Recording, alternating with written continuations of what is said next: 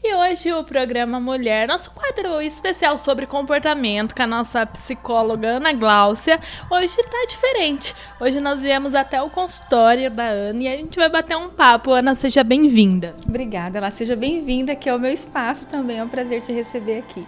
É pela primeira vez que a gente tá aqui no espaço da Ana, né, fazendo esse quadro diferente hoje. E o assunto do dia, o assunto do nosso programa hoje é psicossomática. Psicossomática. O que é isso, Ana? Tenho certeza que muita gente que tá em casa tá pensando a mesma coisa. O que é isso? Pois é, a psicossomática, ela acaba sendo também um transtorno, no sentido de ser um transtorno somatoforme, que a gente fala lá. O que acontece? Existem muitos sintomas e problemas de saúde que a pessoa acaba indo no médico, indo várias vezes no pronto-socorro, só que a causa desses sintomas, desses problemas que a pessoa apresenta, são causas emocionais. Por exemplo, uma pessoa que apresenta uma enxaqueca muito persistente, apresenta uma alteração de pressão persistente, apresenta problemas intestinais e vai ao médico várias vezes. O médico prescreve várias medicações, não resolve o problema e aí a gente começa a pensar de onde vem esse problema e muitas vezes pode ser um fundo emocional. Por isso que chama psicossomática. Psico de psique e somática de corpo. Então, uma queixa psicológica, ela somatiza no corpo. Então, a pessoa ela não sente muitas vezes essa alteração emocional.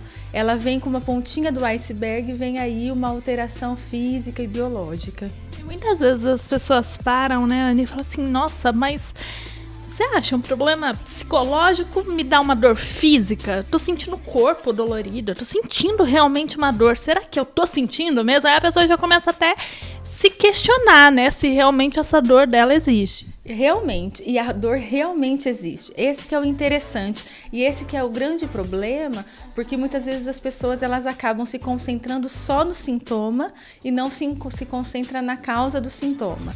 O que acontece? Eu tenho sim uma dor no peito. Dá a impressão mesmo que eu estou tendo um infarto. Eu tenho sim, talvez, uma alteração de pressão. Eu tenho um problema gástrico, um problema intestinal.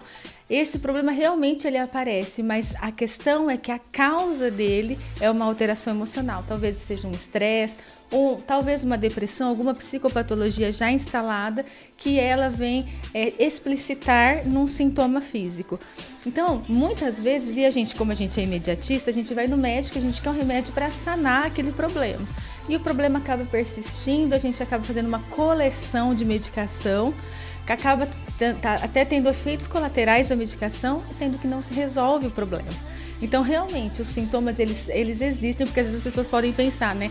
Eu devo estar ficando meio doido, não está acontecendo nada disso. Não, realmente existem os sintomas, mas a questão é de onde eles vêm, né? Da onde que está surgindo essa dor, esse cansaço, essa dor no peito, e é isso que a gente precisa investigar. E quais são os sinais, Ana, de que eu tô somatizando alguma situação, que eu tô vivenciando isso? É importante, nem tudo é psicológico, né? É importante quando a gente tem um sintoma físico, biológico, orgânico, a gente procurar um médico. O que acontece? Quando o médico ele também começa a entender que não tem uma causa específica para aquela queixa. Outra possibilidade são as queixas poliqueixas, são vários tipos de queixa. Eu sinto o meu braço dormente, mas eu sinto dor de cabeça também. Em alguns momentos eu tenho um desarranjo intestinal, então começa a ficar muito poliqueixosa a queixa. E é uma queixa muito persistente. Não é uma dor de cabeça que eu tive pontual e não tive mais. É algo muito persistente que várias medicações e vários tratamentos não estão fazendo efeito. A gente precisa entender que, uma vez investigado o orgânico, a gente precisa investigar o lado emocional. E isso não é só o psicólogo que precisa fazer, ou o psiquiatra. O médico que está tratando dessa pessoa começa a ampliar o olhar.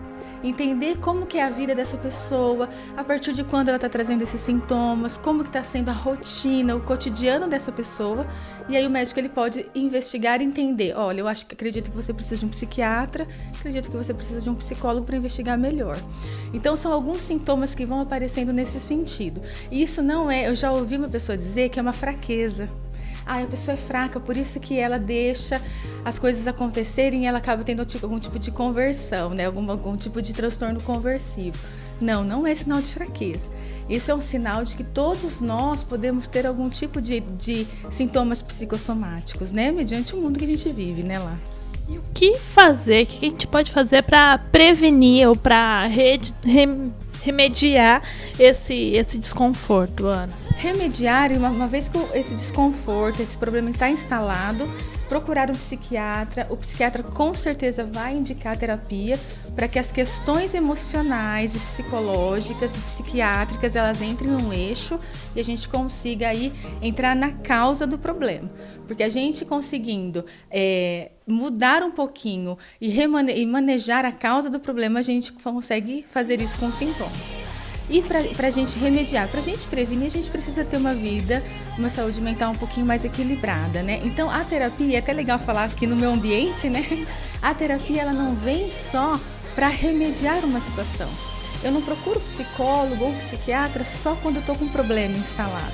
É muito interessante a gente procurar um psicólogo para a gente se organizar na vida, para a gente evitar vários problemas. Porque a psicossomática, ela é uma interação dos nossos problemas internos com os externos. E aí que ela pode causar algumas doenças psicossomáticas. Então, essa interação, a gente tendo uma vida saudável, se alimentando, cuidando do nosso interior e também cuidando do exterior, como eu respondo às situações, como eu lido com o estresse, como eu lido com o meu cotidiano, o meu dia a dia. A nossa forma de reagir aos problemas também faz toda a diferença, né, Ana? A gente tem que saber reagir. Exatamente, porque são muitos picos de estresse. É uma ilusão dizer para você e para quem está em casa, olha, evite o estresse. A gente vai ter que, sei lá, fazer alguma coisa muito mística para evitar o estresse. Não tem como a gente evitar o estresse. Tem como a gente conseguir manejar a maneira como a gente vivencia o estresse, a maneira como a gente reage ao estresse. A gente trabalha regulação emocional, habilidades emocionais, e isso não existe um remedinho que a gente compra na farmácia e conseguir trabalhar um treino de habilidades sociais. Isso a terapia ajuda muito, porque a terapia ela vai colocando a gente em situações, colocando a gente em situações de risco, colocando a gente avaliando como a gente lida com as nossas emoções em diversas situações, fazendo um treinamento, um repertório de comportamento, um repertório cognitivo para a gente poder lidar com as situações. A gente falando aí da psicossomática, a gente falou dos sintomas, né, dos sinais, mas como que a pessoa, de repente, ela sente que ela tem uma dor, ela vai, procura o médico, só que o médico acaba não descobrindo. Como que ela pode chegar no médico e falar, doutor, será que é psicossomática? Será que eu estou somatizando, doutor? Porque existe muito isso, né? É interessante quando você começar a ter um sintoma mediante alguma situação de estresse que você vivenciou. Ah, eu tive uma notícia ruim no trabalho, já me deu aquela dor de cabeça, já passei mal, já não consigo levantar da cama mesmo, ou então já me dá uma diarreia, já me dá um taquicardia, já me dá alguma coisa assim. Sempre é interessante, e a gente faz muito isso em terapia. Quando a gente vivencia uma situação, a gente olhar o que aconteceu um pouquinho antes. Ah, eu tô muito triste hoje, eu tô com uma dor, eu tô com uma dor no corpo, eu não consigo levantar. O que aconteceu ontem? O que aconteceu há umas horas atrás? Será que foi depois que eu tive aquela briga? Será que foi depois que eu me vivenciei aquele estresse? Começa a se automonitorar. Bom, eu senti isso. Próxima vez que você vivenciar um estresse, percebe se vai vir um sintoma novamente, percebe se vai vir uma dor física novamente. A gente consegue fazendo um filtro e consegue percebendo quando esses sintomas não passam lá. Porque não vai passar diarreia, não vai passar dor de cabeça, pode até passar na hora, porque a gente tem bastante medicação que corta, mas ela volta. Porque se é um problema, alguma doença, a gente consegue remediar, pelo menos controlar, ou então até extinguir os sintomas. Mas o sintoma ele vem recorrente. Então, quando você começar a perceber que existe algo recorrente, ou após alguma situação de estresse, você teve algum sintoma, um desconforto de alguma ordem, é interessante já ficar antenado e falar. Será que eu estou tendo alguma somatização? Será que eu estou sentindo a dor da minha... As pessoas falam a dor da minha alma, a dor da minha emoção no meu corpo. Será que é isso que eu estou fazendo? Procura um psicólogo, procura um psiquiatra para tentar se orientar melhor. E essa dor, ela pode se manifestar de diversas maneiras, né? Você deu o exemplo aí da enxaqueca, uma dor no braço. Ela vem de várias formas. Vem de várias formas. Geralmente são dores, geralmente são desconfortos mesmo. A gente percebe bastante que tem assim mais estudos. A gente percebe bastante as doenças câncer, doenças autoimunes, que são doenças mais psicossomáticas. A gente percebe a dor crônica como uma doença psicossomática, a enxaqueca, um problema intestinal, ou o intestino prende, ou tem uma diarreia. Então a gente percebe esses tipos de queixa com esse embasamento da psicossomática. Ai, Ana, adorei estar aqui, adorei o nosso bate-papo de hoje. E você volta para o nosso programa daqui 15 dias com mais um assunto, então. Muito obrigada, viu? Obrigada, Lá, adorei que você veio aqui conhecer meu espaço e daqui 15 dias a gente se vê. É bom que o pessoal de casa que sempre está acostumado a te ver lá no estúdio, né? Hoje conhecendo também junto comigo aqui o seu espaço. Isso aí, muito obrigada, seja sempre bem-vinda, Lá. Eu que agradeço, Ana. Até a próxima. Até mais.